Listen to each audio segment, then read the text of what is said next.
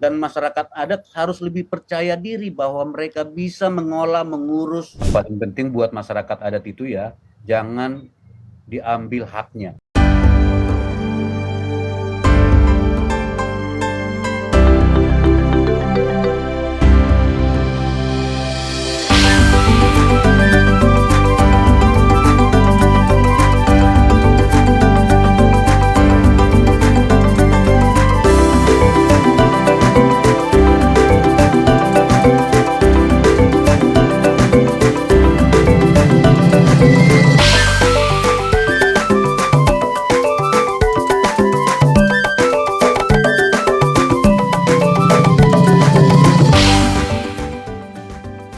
Selamat datang teman-teman dimanapun Anda berada. Bersama saya Putri Nere dalam Tribun Corner episode perdana. Yang kali ini akan menilik sejarah dan juga kisah perjuangan masyarakat adat.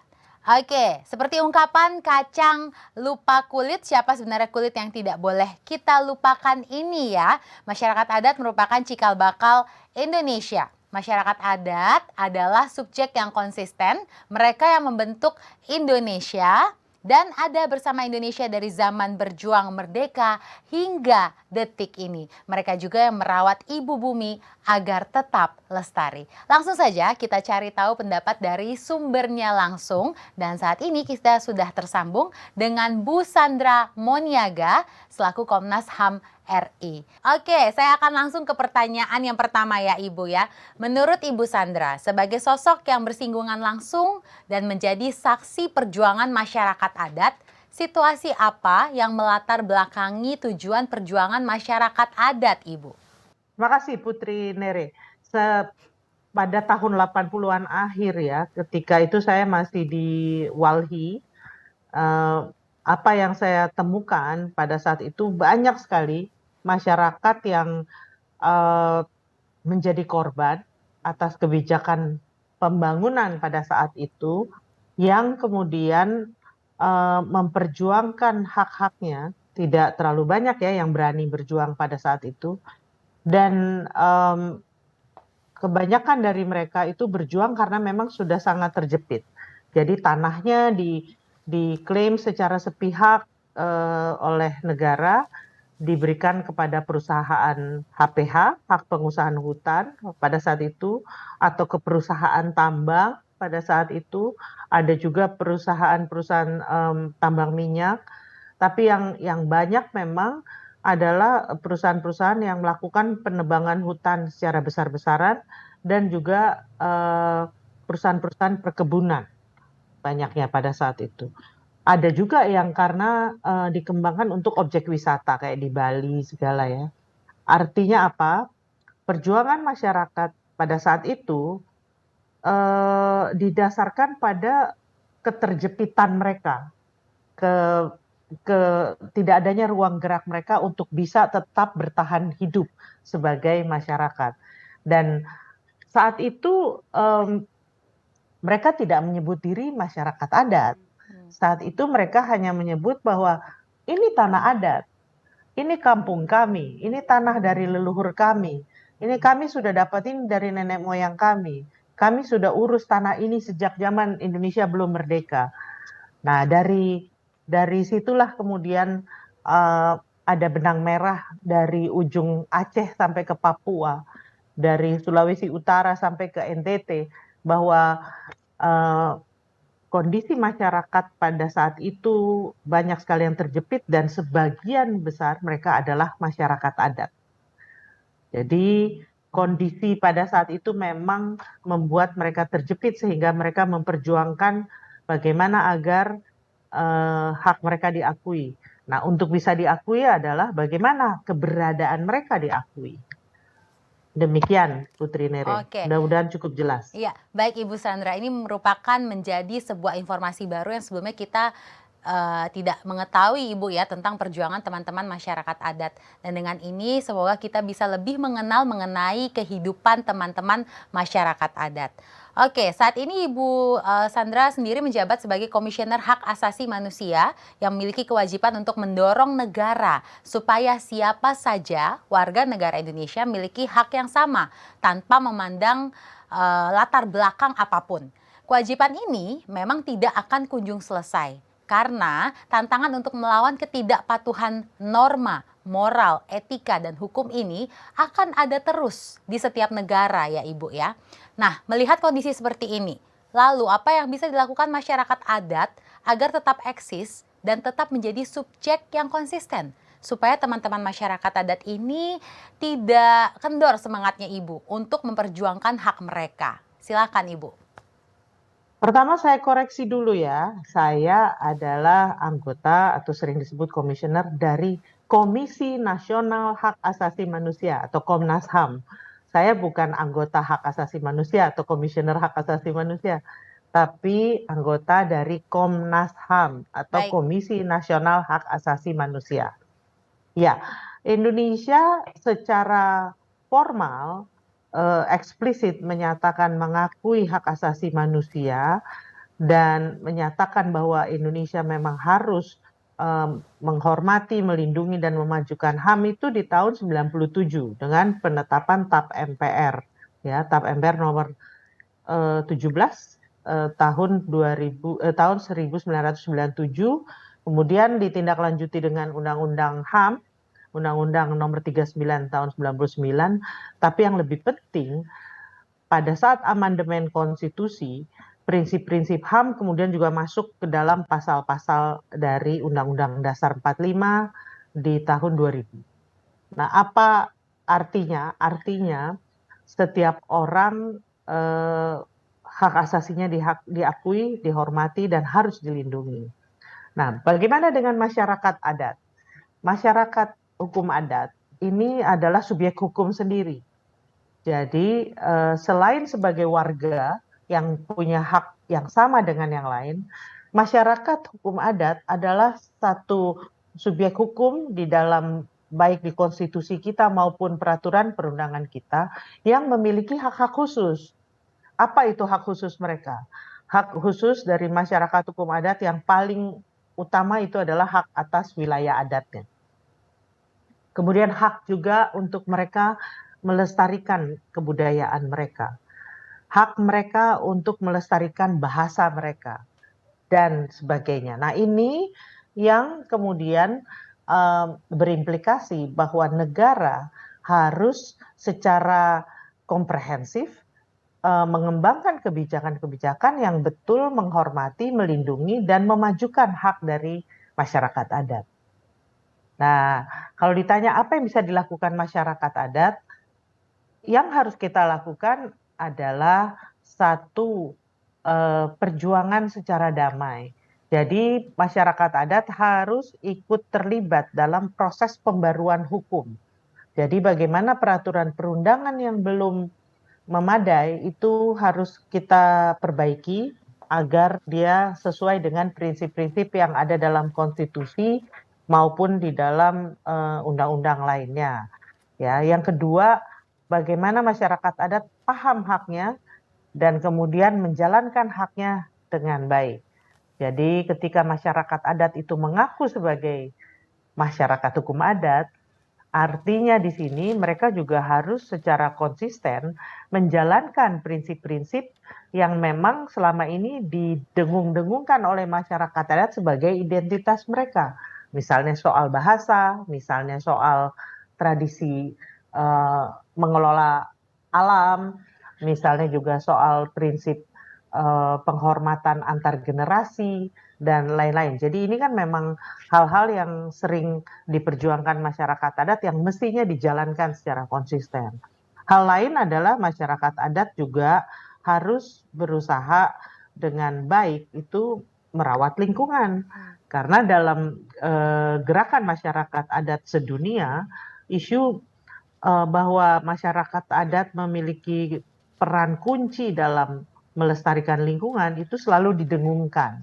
Jadi kadang-kadang saya sering bilang ke Pak Abdon, ke Ibu Ruka bahwa kalau mereka merusak lingkungan, menurut saya ada hal yang harus dicek lagi nih. Benar nggak ini masih masyarakat adat? Jangan-jangan adatnya memang sudah luntur, mungkin juga mereka memang sudah nggak mau jadi masyarakat adat dan sebagainya. Jadi itu intinya yang saya bayangkan bisa dilakukan. Nah, negara harus hadir dan menghormati, melindungi hak-hak dari masyarakat adat tersebut. Oke. Demikian Putri Ya, Nere. kemudian Ibu Sandra, apakah ada payung hukum yang dapat menjadi tumpuan bagi teman-teman masyarakat adat dalam memperjuangkan hak-hak mereka, Ibu? Dari secara apa ya, kalau dalam konstitusi kita atau undang-undang dasar kita itu sudah ada pasal 18B ayat 2, kemudian juga ada di pasal 28 ya tentang HAM. Namun itu memang nggak memadai. Saat ini peraturan tentang masyarakat adat tersebar di berbagai peraturan perundangan dan pada umumnya memang tidak konsisten satu sama lain dan kurang lengkap.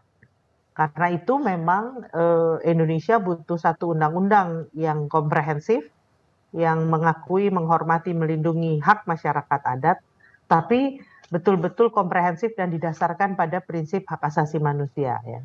Jadi di sini harus jelas siapa itu masyarakat adat dan harus jelas juga dengan konteks Indonesia di mana siapa itu masyarakat hukum adat itu telah kita kenal secara bersama baik melalui aman maupun juga lewat berbagai forum lainnya, tapi clear bahwa masyarakat hukum adat adalah rakyat.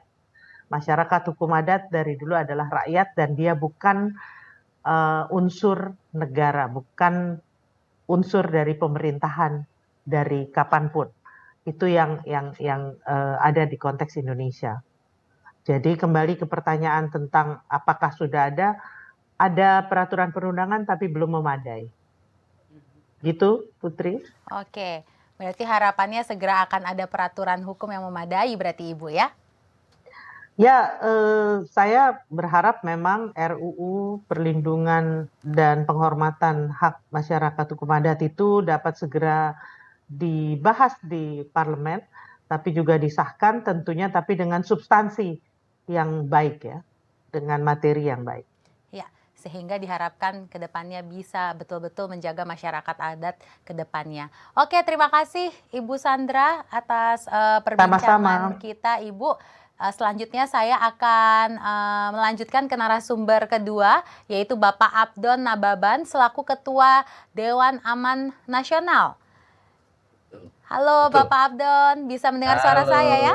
Putri Nere. Iya Bapak, gimana kabarnya? Baik, saya baik sekali. Oke, baik. Pak Abdon, saat ini Bapak masih aktif sebagai aktivis yang vokal, menyuarakan aspirasi dan ikut berjuang bersama teman-teman masyarakat adat ya Bapak ya. Boleh diceritakan tentang Aman Bapak dan bagaimana organisasi ini menjadi perpanjangan tangan masyarakat adat? Silahkan Bapak. Ya, kalau kita bicara tentang Aman, ya Aman itu organisasi yang mewadahi masyarakat adat yang berjuang. Ya, yang berjuang untuk diakui, dihormati, dipenuhi hak-haknya sebagai masyarakat adat. Tadi kan Ibu Sandra sudah menjelaskan bahwa hak-hak masyarakat adat itu sudah dinyatakan ada dalam konstitusi dan memang diperintahkan untuk dicatat kehadirannya di negara Republik Indonesia. Tapi kan pada realitasnya walaupun ada perintah konstitusi, ya sampai hari ini kan memang belum ada. Karena itu masyarakat adat ada problem yang dihadapi masyarakat adat. Masyarakat adat itu merasa bahwa karena sudah ada negara Republik Indonesia dan negara ini mengakui dan menghormati masyarakat adat, ya mereka berpikir otomatis mereka akan terlindungi karena negara ini akan diurus oleh orang-orang yang budiman, orang-orang yang baik, orang-orang yang betul-betul memperjuangkan kedaulatan rakyatnya. Tapi realitasnya negara itu kan organisasi kekuasaan yang belum tentu juga orang-orang baik yang berkuasa. Nah ini masalahnya.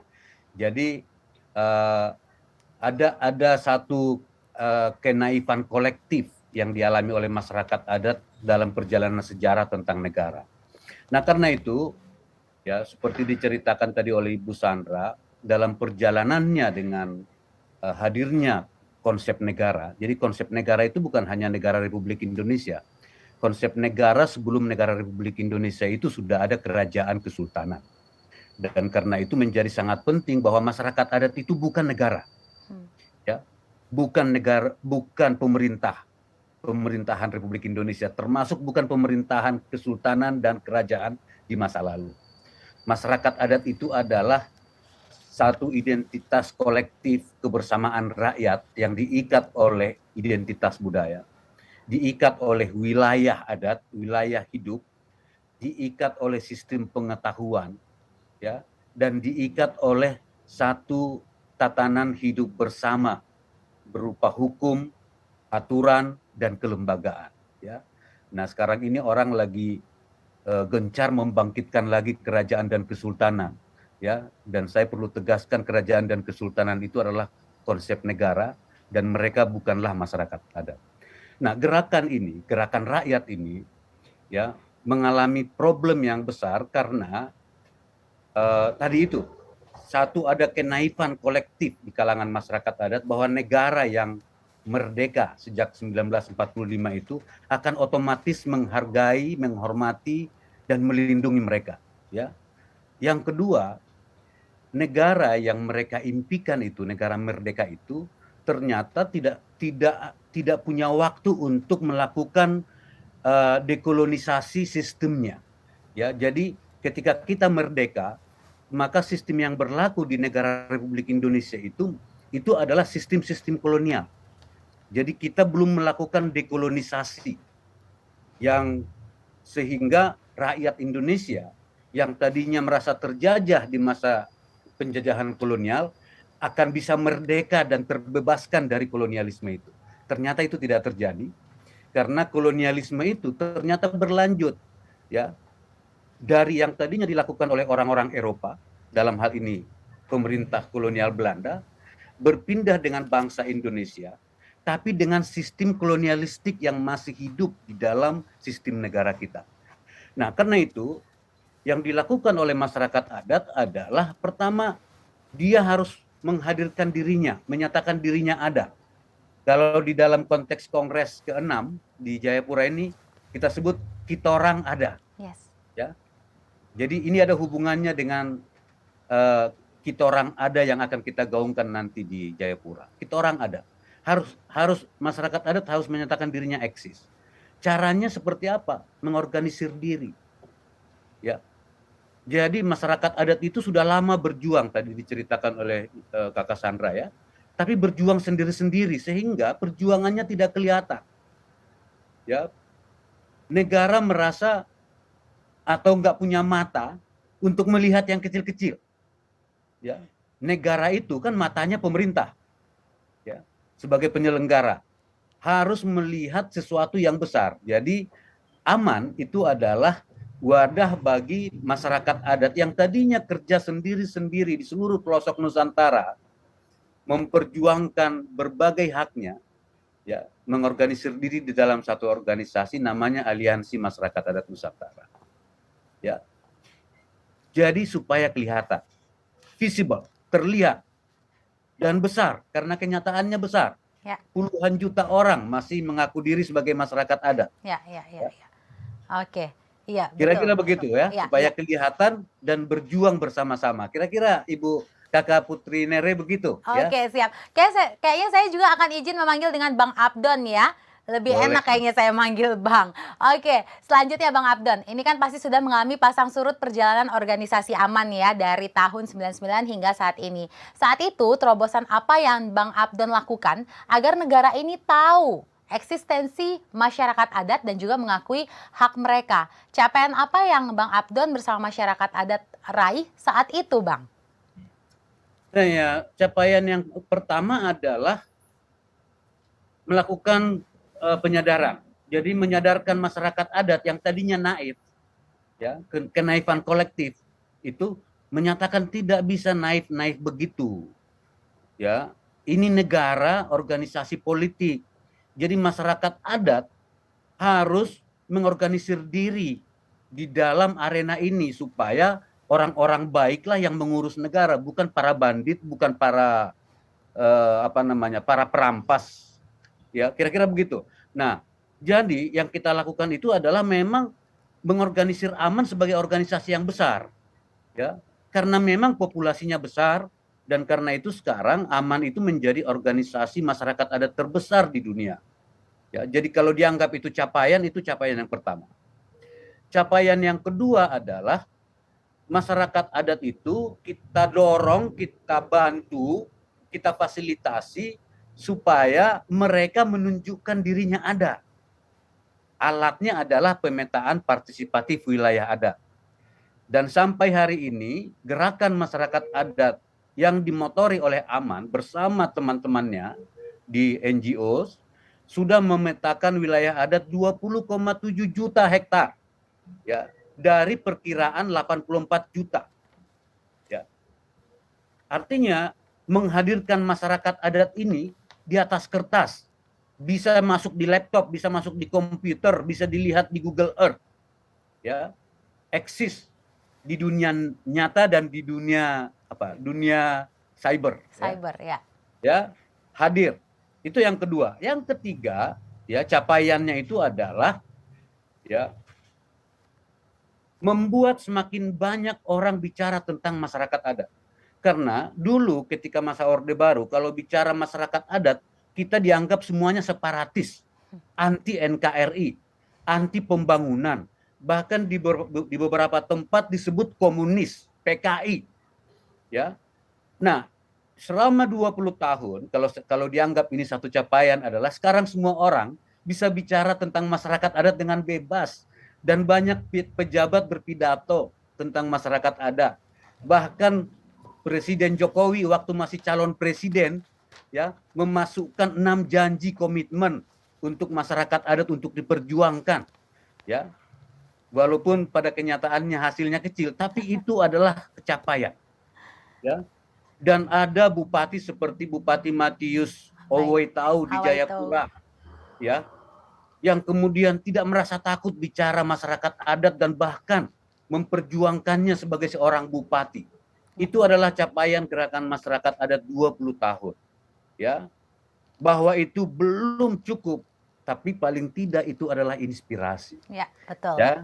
Betul. Dan kongres nanti inspirasi dari Jayapura itu, ya, kita akan gunakan untuk menginspirasi seluruh Papua, menginspirasi seluruh Nusantara, dan saya yakin juga akan menginspirasi gerakan masyarakat adat di seluruh dunia. Yes, begitu. Saya setuju Bang Abdon. Jadi memang gerakan masyarakat adat ini harus terus digaungkan, tidak hanya pada kongres nanti, tapi seterusnya ya. Jadi seluruh dunia tahu mengenai masyarakat adat ini. Wah, luar biasa sekali Bang Abdon. Namun tentunya masih banyak ya memang yang harus diperjuangkan terkait hak-hak teman-teman masyarakat adat sendiri. Oke, Bang Abdon. Kita bisa melihat juga ya bahwa pada tahun 80-an saat itu mungkin negara tidak mengenal yang namanya masyarakat adat begitu. Negara bisa secara sepihak merampas wilayah adat dengan membuat kebijakan yang menguntungkan pihak eksternal atau dalam hal ini investor ya Bang ya. Lalu bagaimana Aman beradaptasi dengan perubahan-perubahan kebijakan negara tersebut Bang? Nah, yang perubahan negara ini kan karena kita yang memperjuangkannya, ya. Jadi perubahan di dalam negara itu, ya, bukan datang, bukan hadiah. Itu karena masyarakat adat selama 20 tahun lebih bersama-sama, ya, di dalam satu gerbang memperjuangkannya. Jadi sekarang ini adalah yang sudah diperjuangkan itu harus dikelola, harus dimanfaatkan. Ya. Yang belum berhasil diperjuangkan ya terus kita perjuangkan. Kira-kira begitu Kakak Putri Nere ya. Nah, sekarang ya di Papua ada Otsus. Ya. Ya. Dan intisari dari Otsus itu adalah penghormatan, pemenuhan hak-hak masyarakat adat. Itu inti Otsus. Bukan dana Otsus inti Otsus itu. Inti Otsus itu adalah mengembalikan kedaulatan rakyat Papua yang secara kolektif diurus oleh masyarakat adat dan secara terminologi dikenal sebagai orang asli Papua, ya, dikembalikan hak-haknya lewat Otsus. Ya, nah sekarang ini Otsusnya kan dikerdilkan menjadi urusan dana otsus. Ini bahaya. Tidak. Kalau kita baca otsus itu, ya, kekhususan Papua justru di masyarakat adat. Tapi ya, otsus pertama kita sebut gagal karena hak-hak masyarakat adat itu justru tidak menjadi agenda penting selama otsus pertama. Nah, kenapa Kongres Masyarakat Adat Nusantara yang ke-6 di Jayapura menjadi sangat penting? Karena kita pun akan mengatakan ke pemerintah Republik Indonesia, kalau otsus Papua Jilid 2 ini gagal, maka selesailah. Ya. Karena ini soal hak-hak masyarakat adat. Jadi kalau kita tidak urus betul ini di otsus Jilid 2, saya nggak bisa membayangkan masa depan Papua di dalam Indonesia. Karena itu perintahnya undang-undang otsus itu, gitu ya. Jadi Putri Nere, peluang-peluang ini, ya, perbaikan-perbaikan ini harus dikelola oleh masyarakat adat. Dan masyarakat adat harus lebih percaya diri bahwa mereka bisa mengolah, mengurus dirinya sendiri dengan hak-hak adatnya yang memang itu hak konstitusional. Dan itu hak asasi manusia, nggak boleh negara ambil. Apapun alasannya, dia melekat pada identitas masyarakat adat. Ya. Begitu, Kakak.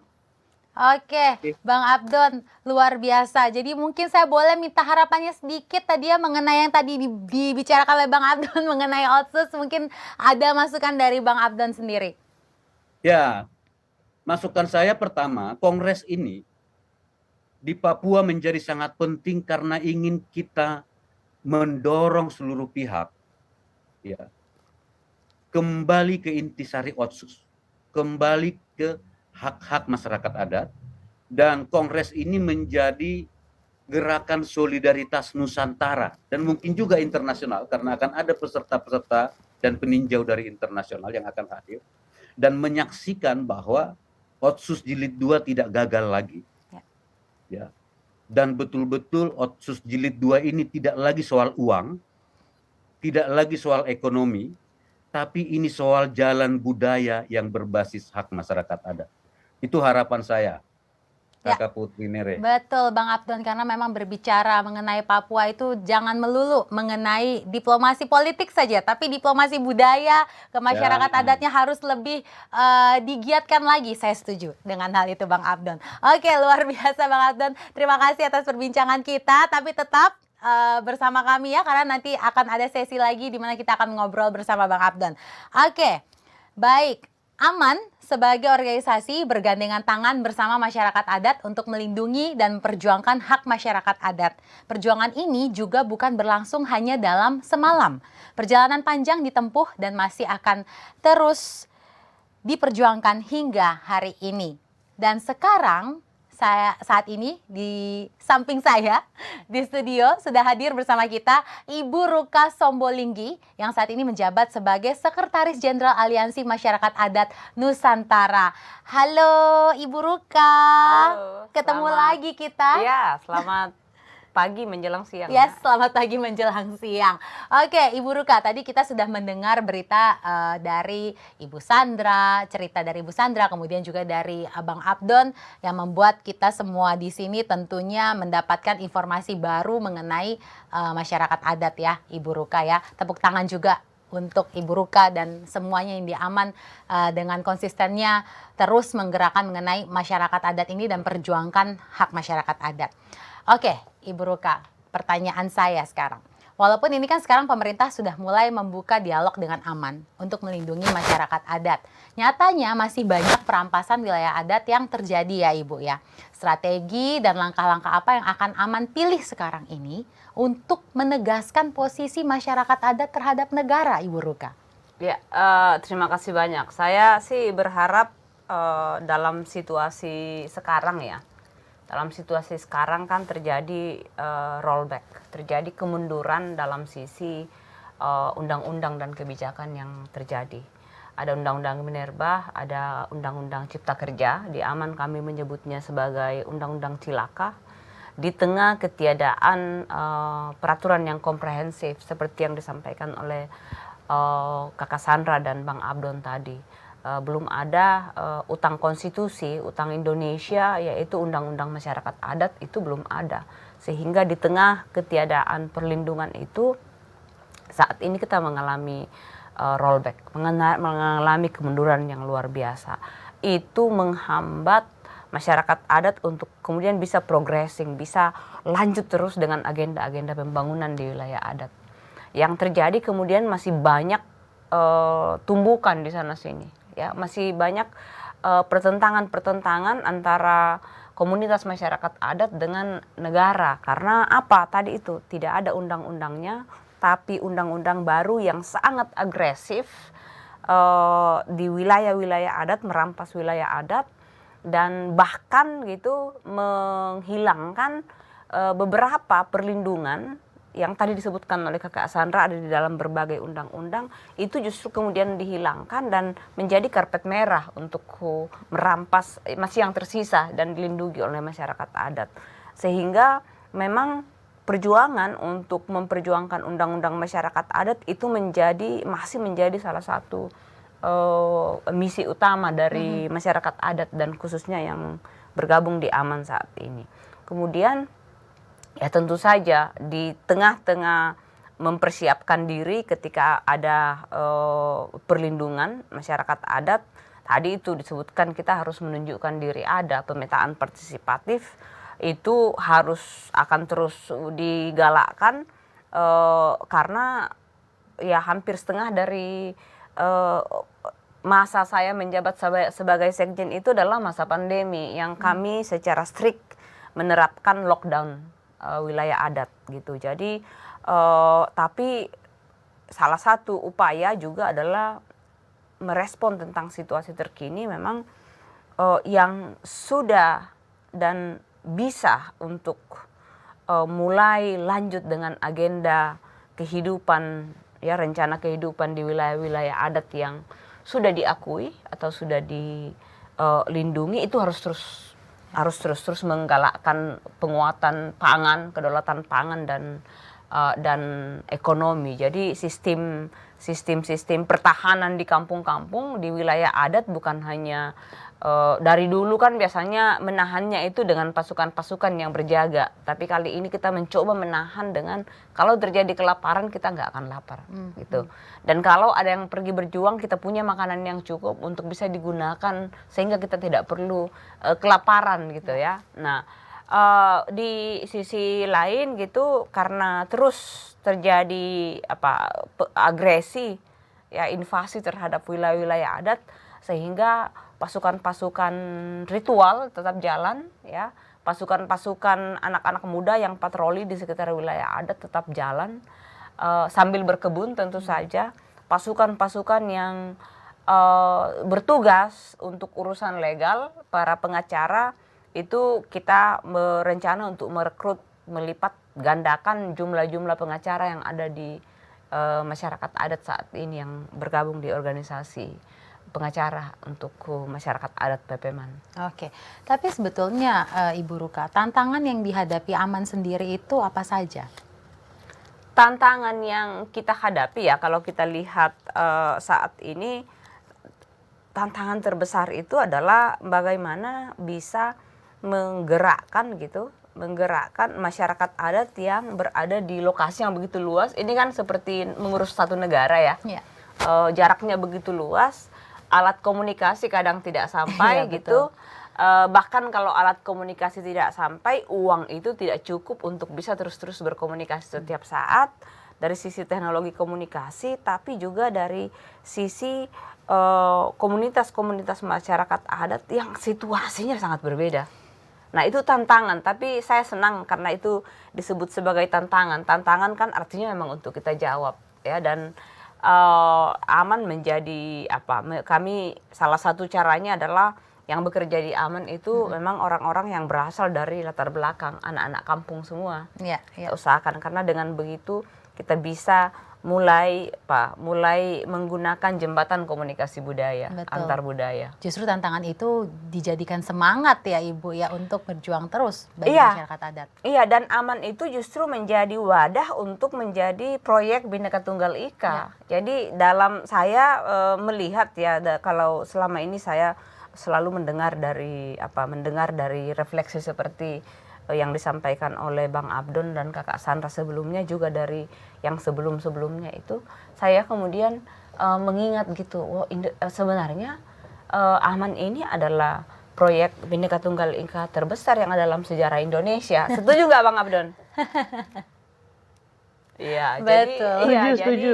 Begitu sudah, karena memang kebinekaan itu ada di intisarinya masyarakat adat. adat. Semua Yes. itu berdaulat, mandiri, bermartabat. Persis. Urusan Bhinneka Tunggal Ika selesai itu. Iya. Itu sudah Bang Abdon Jadi- kalau kata orang Papua. jadi itu Tanpa proyek dia sudah terjadi secara alami. Iya. Iya. Tanpa ada masyarakat adat nggak ada Indonesia. Nah, itu dia. Jadi mungkin itu yang bisa patut terus menjadi menjadi cahaya Ya, untuk ya. bisa terus membuat ada selalu terang untuk bisa kita lihat, oke, kita ini minimal terus berjuang, terus berusaha hadir melalui pemetaan wilayah adat, terus benahi secara internal. Kita kan banyak tuh yang Ya. katanya tidak begini dengan perempuan, dengan generasi muda begini, terus Ya. kita benahi.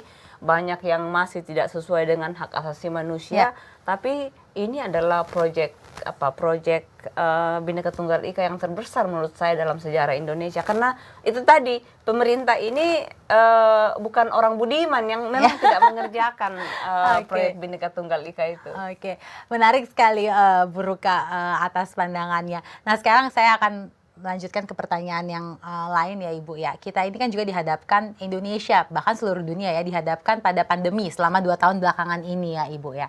Pandemi ini seperti babak baru yang harusnya bisa membuka mata kita semua tentang PHK massal, perubahan kolaps, dan juga krisis lainnya.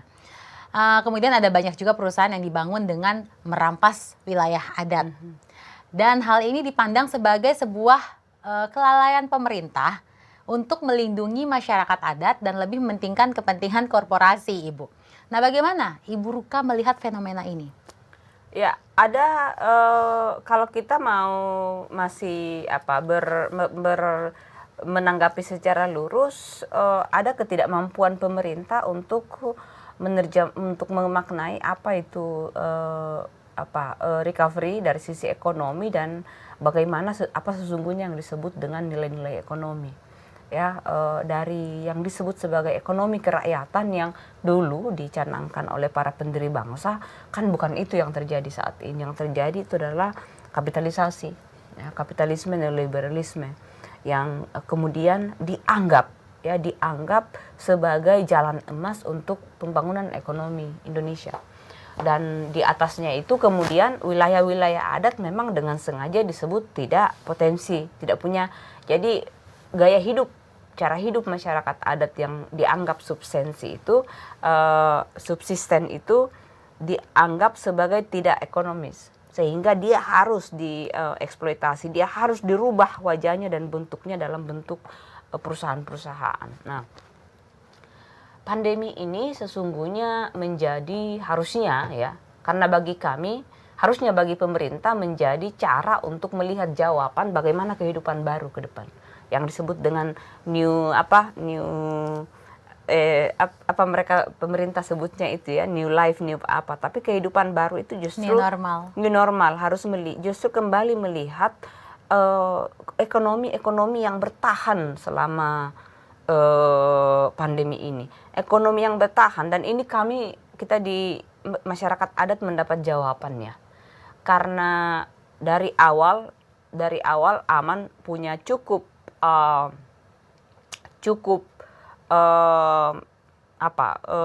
infrastruktur untuk bisa memastikan lockdown wilayah adat, maka ternyata wilayah adat yang dilindungi, diakui oleh negara dan masih punya akses mengontrol kendali atas wilayah adat itu semuanya situasinya tidak terganggu oleh pandemi, oleh krisis.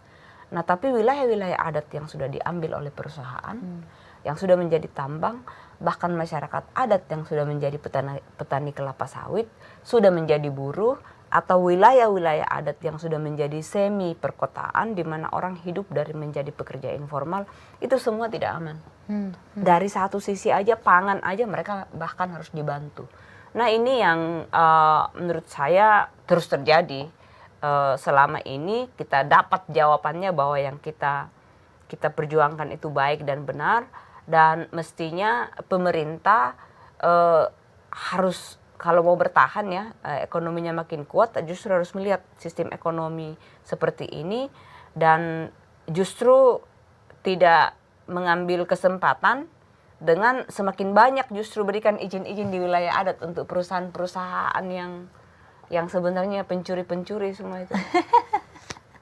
Oke, jadi menurut Ibu ya jangan berikan izin begitu ya? Sebenarnya bukan jangan berikan izin gitu ya, tapi tanpa kepastian hukum bagi Oke. masyarakat adat, maka izin itu biasanya pastinya akan merampas, Ya. tidak akan baik gitu loh buat semua. Oke, berarti memang harus ada peraturan payung hukum yang memang membatasi. Jadi yang biasanya kami sampaikan itu adalah, tapi itu saja kemampuan untuk mendengar dan kemudian memahami. Kadang-kadang ini kan yang kita bingung ya, dengan kita punya negara ini. Kami selalu mengatakan bahwa kepastian hukum masyarakat adat itu adalah kepastian bisnis. Itu kuncinya. Karena bisnis itu tanpa kepastian hukum masyarakat adat pasti gagal, terlalu mahal juga. Karena harus sewa sana sini, bayar ini, bayar itu, jadi tidak menguntungkan. Tidak menguntungkan dan terlalu semakin membuat korupsi makin mencengkeram dan menggerogoti negeri ini. Jadi kunci dari Indonesia itu adalah kepastian hak masyarakat adat. Ya, kepastian hak masyarakat adat itu harus betul segera diperhatikan oleh negara. Ya. Berarti begitu ya Ibu Ruka ya. Oke, Ibu Ruka, kita akan masuk ke segmen selanjutnya ya ini ya. Kita akan masuk ke polemik masyarakat adat dan kita akan berdiskusi bersama ketiga narasumber kita, yaitu ada Ibu Sandra, Bang Abdon dan juga Ibu Ruka ya. Oke, nah sebenarnya pembahasan mengenai land grabbing ini memang topik yang sampai saat ini tidak pernah ada kemajuannya. Kalau bisa dibilang seperti benang kusut. Pembangunan yang mengeksploitasi bumi sangat merugikan negara dan tentunya masyarakat adat. Bumi berangsur-angsur semakin gersang, menjadikan masyarakat adat tidak bisa berdaulat sebagaimana mestinya. Kita pasti sudah mendengar adanya penerbitan UU Minerba dan juga UU Cilaka. Iya, Undang-Undang Cilaka. Melihat kondisi seperti ini, lalu apa yang bisa dilakukan masyarakat adat agar tetap eksis dan tetap menjadi subjek yang konsisten? Saya akan persilahkan yang pertama kepada Ibu Sandra untuk menanggapi hal ini. Makasih Putri. Jadi gini ya, ada dua tataran. Pertama pada tataran masyarakat. Kalau masyarakat seperti yang telah disampaikan oleh Bang Abdon dan juga Kak Ruka tadi, masyarakat memang harus tetap konsisten memperjuangkan hak-hak mereka. Tapi perjuangannya seperti apa? Yang pertama, bagaimana pengorganisasian, bagaimana masyarakat harus punya organisasi yang solid.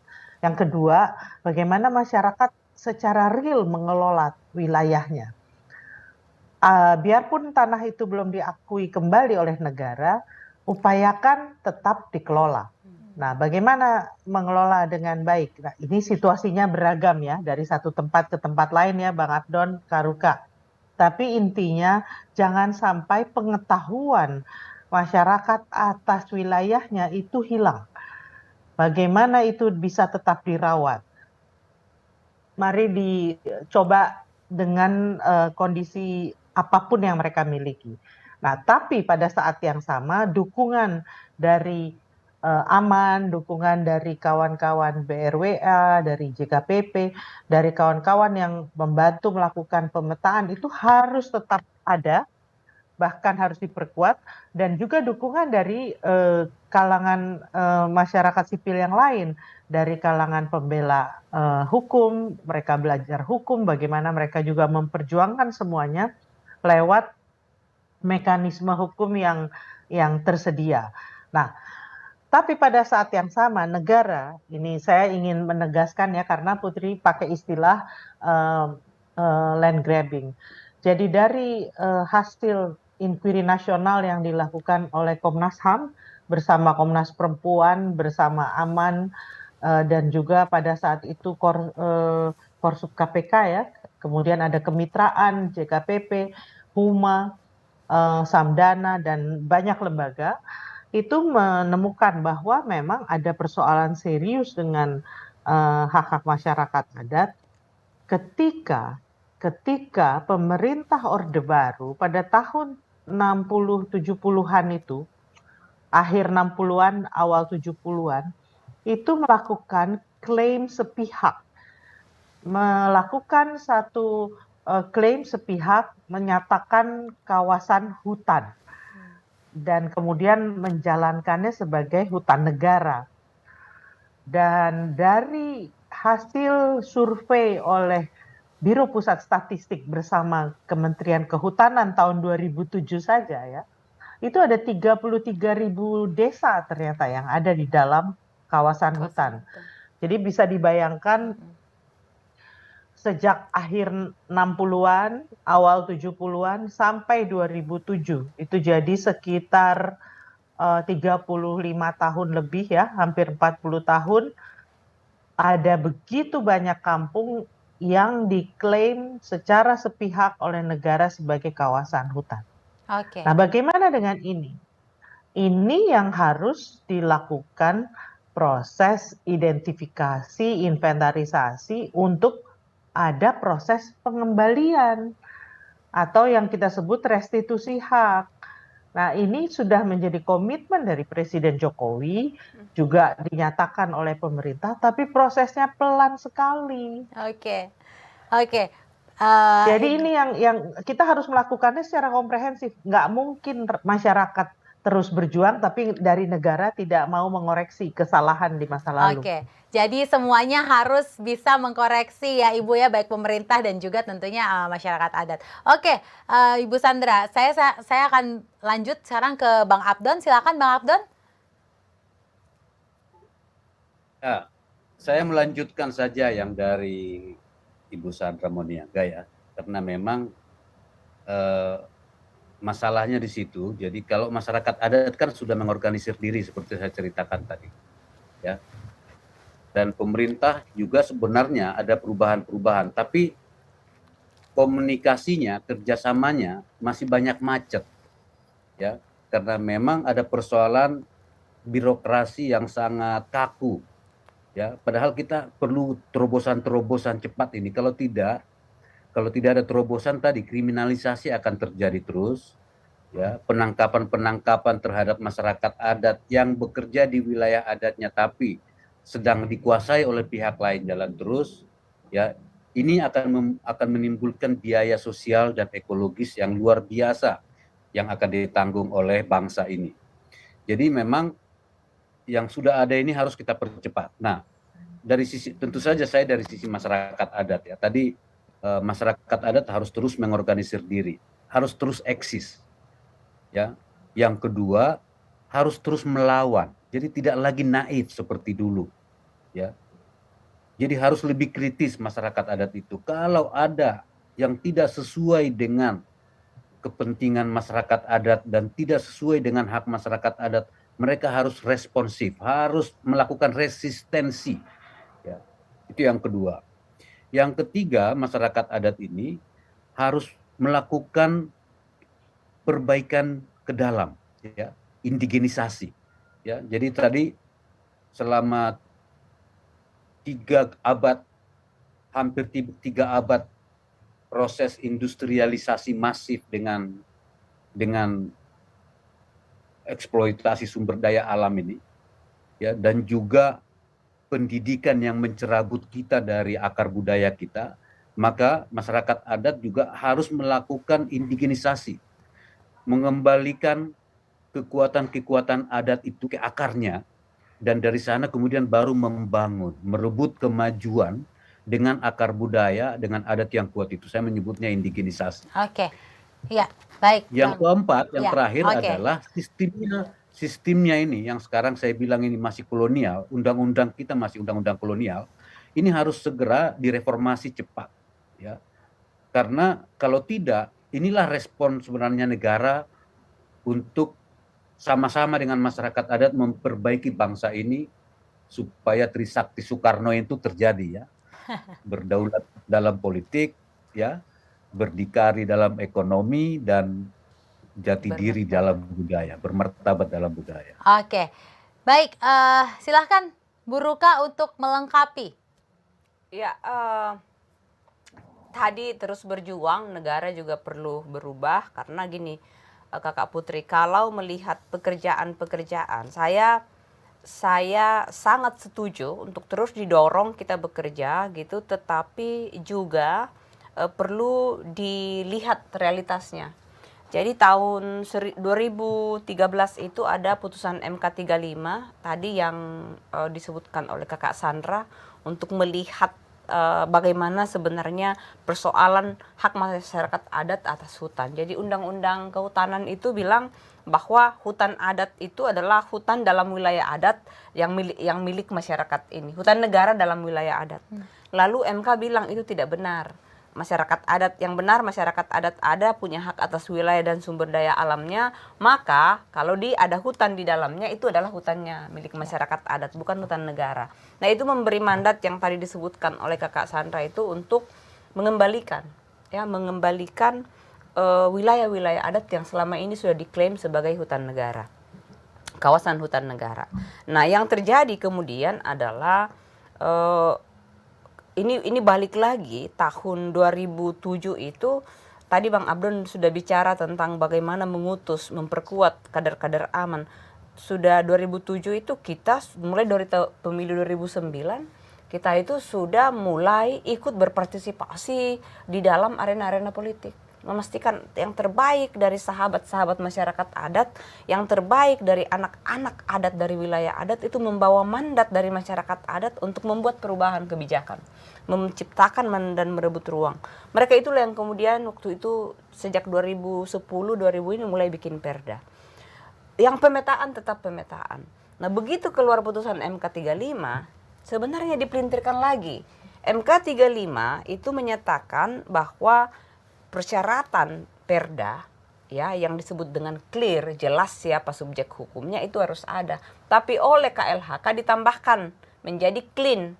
Clean artinya bebas konflik. Mana ada wilayah di negeri ini yang belum ada perusahaan atau belum ada hak yang ada di atasnya.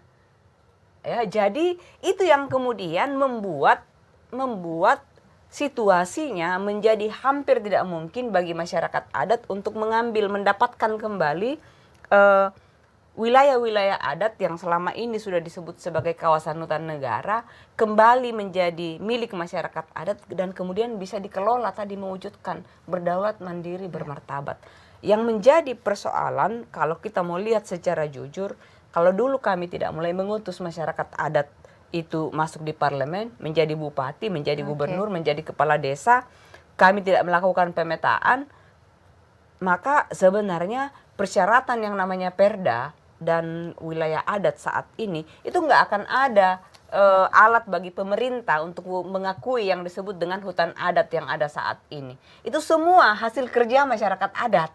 Ya. Dan pemerintahnya yang memang melambat sehingga ini tadi yang membuat tadi itu Pak Jokowi mestinya malu ke Jayapura kalau hanya bicara tentang peta di desa adat di Papua gitu, kampung adat di Papua dan hutan adat. Hutan adat nilainya Pak Jokowi untuk masyarakat adat dari masyarakat adat untuk nawacita. Jadi Jokowi dalam angka itu adalah 75.000 hektar. Bandingkan dengan jutaan, ratusan ribu hektar yang diserahkan kepada perusahaan dan juga diberikan hak kelola kepada masyarakat atas nama perhutanan sosial. Jadi kalau ada yang bertanya kenapa harus, tadi itu Bang Abdon bilang nggak boleh naif. kalau ada yang memang tidak sesuai, ya harus disampaikan. Jadi Oke. begitu kakak. Ini belum lagi undang-undang Cipta Kerja yang tadi saya sudah sampaikan dampaknya akan seperti apa. Oke, aduh ini memang kalau bicara mengenai masyarakat adat akan semakin seru karena kita jadi mengetahui makin lebih dalam lagi begitu ya Ibu Ruka ya. Semoga kita segera bisa menemukan titik terang ya Ibu ya tentang hal ini, Amin. karena di sini kita juga bersama-sama memperjuangkan hak-hak masyarakat adat tentunya. Oke, selanjutnya sekarang kita beralih kepada visi misi dan cita-cita aman yang menginginkan kemandirian masyarakat adat. Kemandirian ini menunjukkan keberdaulatan masyarakat adat. Mereka bisa mengelola SDA dengan bijaksana yang bisa menjaga keberlanjutan bumi. Tadi kan sempat kita singgung ya bahwa sekarang ini Indonesia sedang menghadapi pandemi COVID-19. Boleh diceritakan nggak Ibu Sandra, Bang Abdon dan juga Bu Ruka, bagaimana situasi dan keadaan pangan dan kesehatan masyarakat adat? Bagaimana resiliensi masyarakat adat dalam jangka panjang? Kembali saya persilahkan kepada Ibu Sandra. Makasih Putri. Saya rasa kalau yang paling tahu kondisi kesehatan masyarakat adat ya Kakak Ruka inilah sama Pak Abdon yang masih keliling-keliling terus. Karena kalau saya ini kan juga harus ikut menangani berbagai persoalan, tidak hanya masyarakat adat ya. Tapi dari beberapa interaksi, beberapa komunikasi yang terus terjalin dengan banyak masyarakat, saya sependapat dengan Kak Ruka bahwa masyarakat adat yang memang berdaulat atas wilayahnya saat ini itu ada dalam kondisi yang aman. Mereka punya wilayah hidup, mereka juga punya kontrol atas kehidupan dia. Dia boleh memilih dia mau makan sayur apa, dia mau tanam padi apa, atau dia mau rawat sagu misalnya, kalau di Papua ya, dia mau tanam hipere yang mana, jenis apa, itu mereka sepenuhnya yang menentukan. Mereka mau potong babi kah, mau potong ayam kah? Kalau sapi saya lihat mereka bilang terlalu besar Ibu. Lebih keras tarifnya. Yang ada itu babi dan ayam saja, sama ikan-ikan tentu kalau yang di pantai ya, kalau yang masih punya juga wilayah pantainya yang bersih. Nah, saya menyaksikan sebagian orang rimba di Jambi yang tanahnya diberikan oleh pemerintahan Soeharto di tahun 80-an awal kepada perusahaan swasta untuk dikembangkan jadi perkebunan sawit. Dan sedih karena mereka itu hidup seperti apa kalau bahasa saya, seperti menggelandang di tanahnya sendiri ya. Dia harus mencari makanan, mengais-ngais sawitan dan sawit yang sudah jatuh, atau kadang-kadang berebut dengan masyarakat lain karena dia merasa itu tanah dia, ada yang tanam pohon di tanah dia ya itu hak dia atas sawitnya misalnya. Tapi jadi sengketa terus gitu, hidup dalam ketakutan, hidup dalam kemarahan. Bahkan tahun 2015 lalu ya Pak Abdon ya, ada 14 orang meninggal dalam waktu 3 bulan. Dalam 3 bulan 14 orang yang meninggal, termasuk anak-anak. Karena mereka kelaparan, kekurangan gizi, dan ternyata mereka juga carrier hepatitis B dan malaria. Iya. Jadi bisa dibayangkan kondisinya sangat ekstrim antara satu dengan yang lain. Nah, jadi kalau mau lihat tentunya kita juga nggak bisa pukul rata. Kita harus bisa melihat mana yang saat ini hidup dalam wilayahnya dengan aman dan bisa mengelola dengan baik. Dan mereka yang berjuang hidup mati untuk makan besok aja atau untuk bisa tetap hidup aja juga susah. Bang Abdon, silahkan. Ya, saya pikir ya kalau ya saya biasanya akan kalau lama di lapangan biasanya saya tambah gendut. Makanannya enak-enak. Betul. Karena enak dan bergizi. Jadi dan sehat. Itu sudah. Itu sudah. Jadi saya sangat percaya itu ya, dan saya termasuk yang sering jalan dan melihat bagaimana masyarakat adat itu kalau mereka punya kendali atas wilayah adatnya, ya mereka akan berkecukupan pangan, berkecukupan energi dan obat-obatan, ya karena mereka semua ada di wilayah adat mereka. Jadi saya ini juga menjadi penting dari Kongres Masyarakat Adat Nusantara yang ke-6 ini. Di samping meneguhkan keberagaman kita sebagai kekuatan bangsa ini, juga untuk menegaskan bahwa ketangguhan Indonesia di masa depan menghadapi berbagai krisis justru ada di tangan masyarakat adat. Ya, dan itu hanya mungkin terjadi kalau tadi ya kepastian atas wilayah adat itu bisa kita percepat prosesnya, kepastian hukumnya. Ya, jangan khawatir investasi tidak bisa masuk. Masyarakat adat bisa membangun kerjasama dengan pihak luar, ya asal tidak ada pelepasan hak di dalamnya. Bisa sistem sewa. Di Bali terkenal dengan BOT, Build Over Transfer, ya bisa bagi hasil, bagi untung, ya. Sekarang banyak sekali yang dikhawatirkan terhadap lahirnya undang-undang masyarakat adat karena ada para korporasi, para konglomerat ini khawatir tidak bisa lagi berusaha di wilayah adat. Itu menurut saya kekhawatiran yang berlebihan. Ya. Yang paling penting buat masyarakat adat itu ya jangan diambil haknya, bekerja sama oke, ya, dan termasuk menghadapi krisis pangan dan krisis energi dan krisis air yang sudah diprediksi akan datang dalam waktu dekat ini. Menurut saya pemerintah harus bersama-sama dengan masyarakat adat karena solusinya ada di wilayah adat, ya, dengan adat, ya tentunya. Oke, iya, oke. Sekarang saya memberikan giliran kepada Ibu Ruka. Ya tadi yang disampaikan oleh Bang Abdon dan Kakak Sandra itu benar sekali ya, benar sekali. Jadi di awal pandemi itu kami di Aman itu sudah sadar betul bahwa ini barang baru dan di dalam sejarah dunia gitu, kalau ada pandemi ini sangat berbahaya bagi masyarakat adat.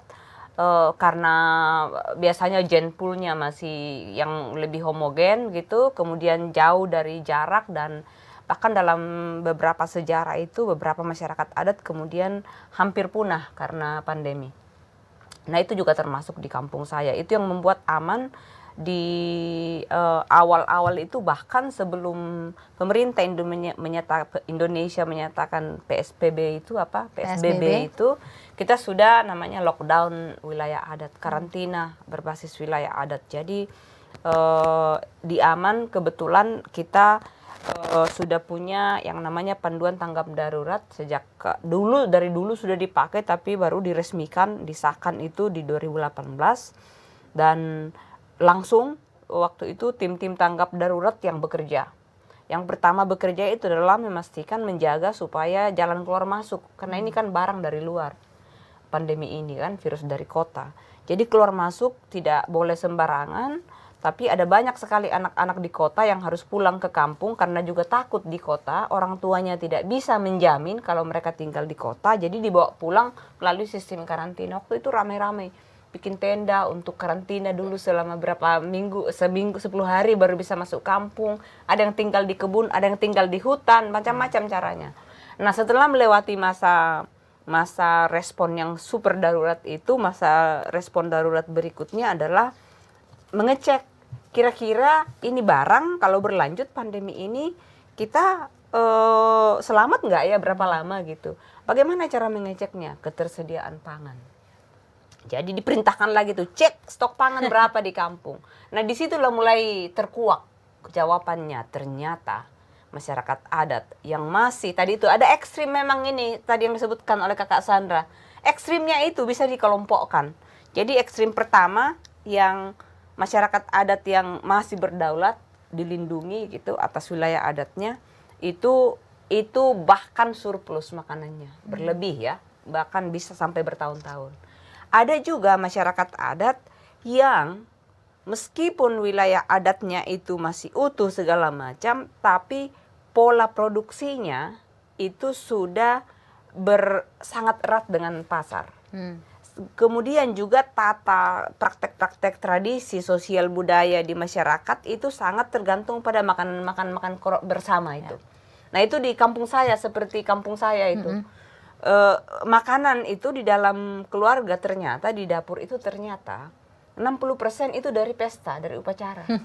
Jadi begitu pandemi tidak boleh upacara adat, langsung Iya, tidak berkurang. Pada khawatir stok pangan sementara Iya. berapa bulan lagi akan ini. Nah, kemudian yang tadi itu yang sudah menjadi petani kelapa sawit, yang sudah menjadi buruh, yang sudah menjadi tadi itu yang tinggal di kota, itu semua terancam.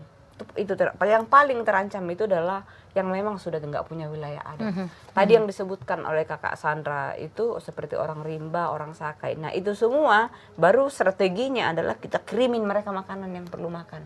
Oke. Nah dari sisi ekonomi yang jauh lebih aman ini, yang karantina dan lockdown dengan baik, mereka justru punya kesempatan untuk kembali melihat kembali apa yang harus kita lakukan. Jadi mulai terjadi pemulihaan tanaman lagi, kembali ke tanaman-tanaman leluhur dulu. Kembali ke pengobatan herbal-herbal.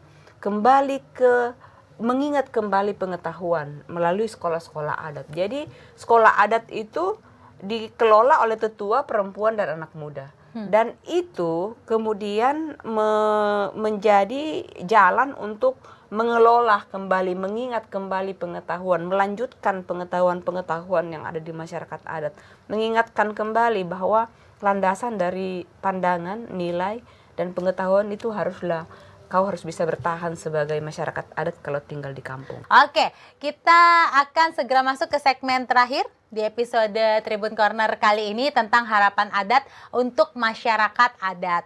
Kita telah mempelajari bagaimana Aliansi Aman sebagai wadah perjuangan masyarakat adat.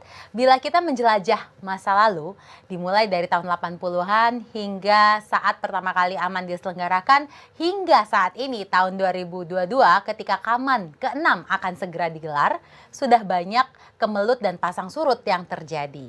Ada banyak air mata yang tumpah. Rasa bangga sekaligus semangat berjuang yang tercampur aduk menjadi satu. Setelah melewati hal-hal ini, apa yang ingin narasumber senantiasa lakukan sebagai aktivis dan juga anggota organisasi untuk kesejahteraan masyarakat adat? Saya persilahkan kepada Ibu Sandra untuk menjawab pertama. Terima kasih Putri. Pertama, sampai November saya belum aktivis nih, saya masih anggota Komnas HAM.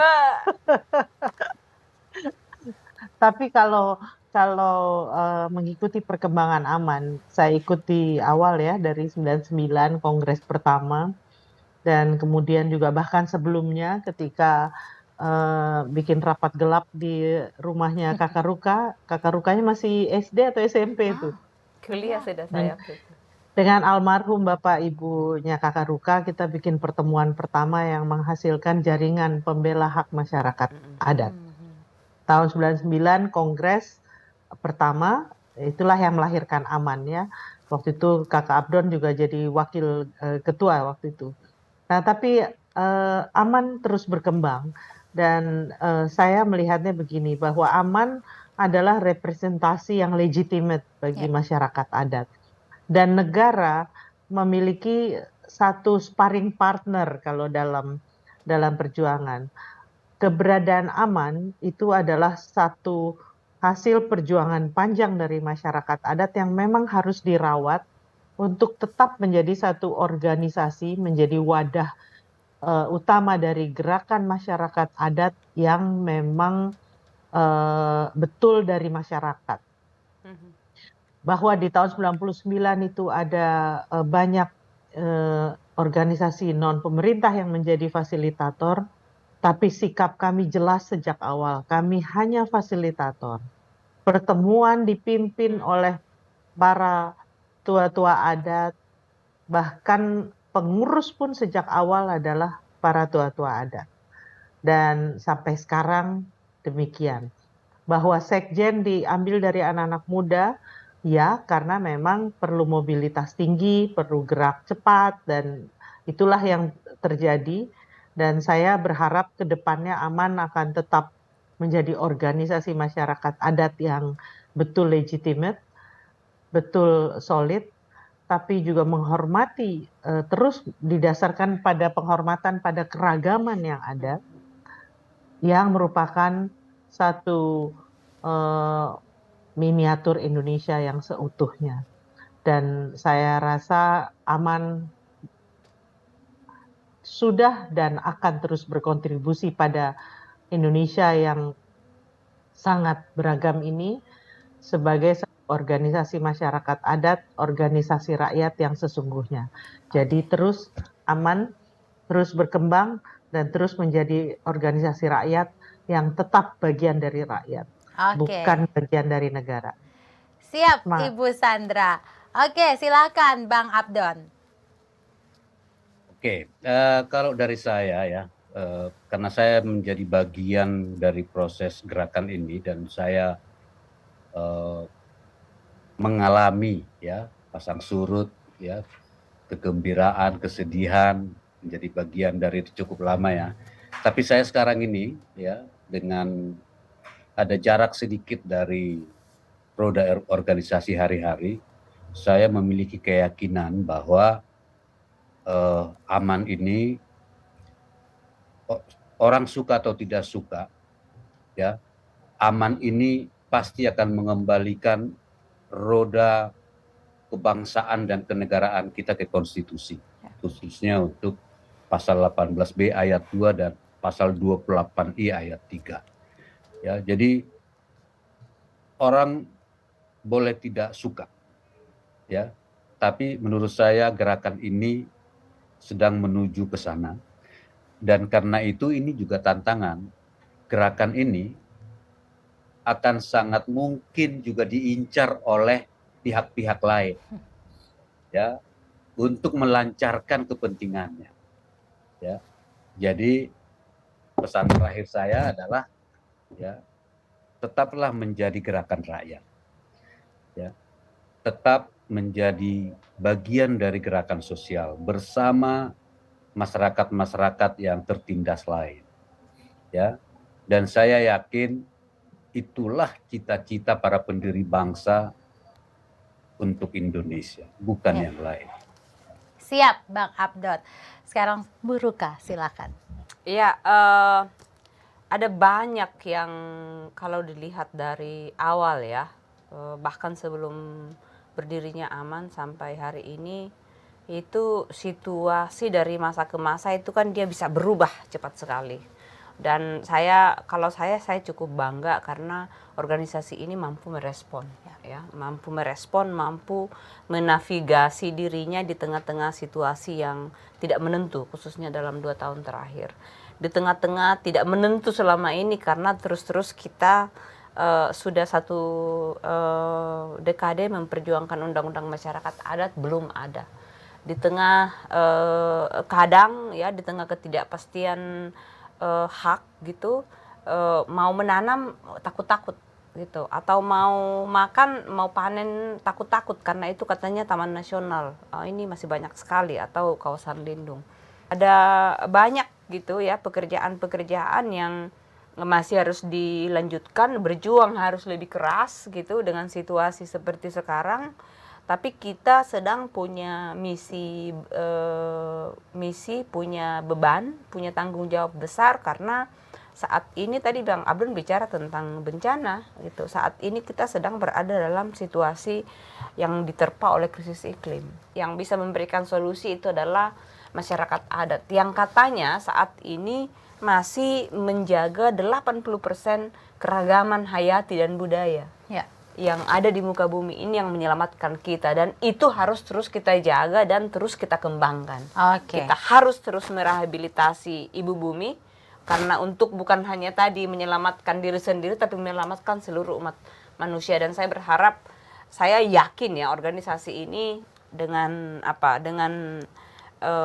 makin banyaknya anak-anak muda dan perempuan yang dinamis akan mampu menjalankan itu di kampung-kampung. Oke. Baik, ini masih ada pertanyaan terakhir untuk ketiga narasumber kita. Jadi saya akan berikan kesempatan karena luar biasa sekali diskusi kita hari ini dan bisa membuka mata kita ya, dan bisa merasakan dan tergerak untuk bersama-sama mencapai mimpi Bhinneka Tunggal Ika ya, Ibu Ruka dan yang lainnya. Oke, singkat saja pertanyaan terakhir. apa yang ingin narasumber sampaikan kepada seluruh masyarakat adat di Indonesia? Silakan Ibu Sandra, kemudian Bang Abdon, dan terakhir Ibu Ruka. Sebagian besar sudah saya sampaikan ya tadi Put. Tapi kalau ditanya lagi, saya hanya titip pesan aja. Satu, teman-teman masyarakat adat jangan lelah berjuang. Tapi juga bagi yang sudah mendapatkan kembali tanahnya, jangan juga lalai mengelola wilayah adatnya dengan lestari. Oke. Yang kedua, masyarakat adat harus terus memperbaharui diri. Sudah waktunya masyarakat adat harus sepenuhnya menghormati keadilan gender. Bagaimana antara perempuan, laki-laki, dan juga jenis kelamin lainnya yang ada dalam masyarakat adat memiliki kedudukan yang sama.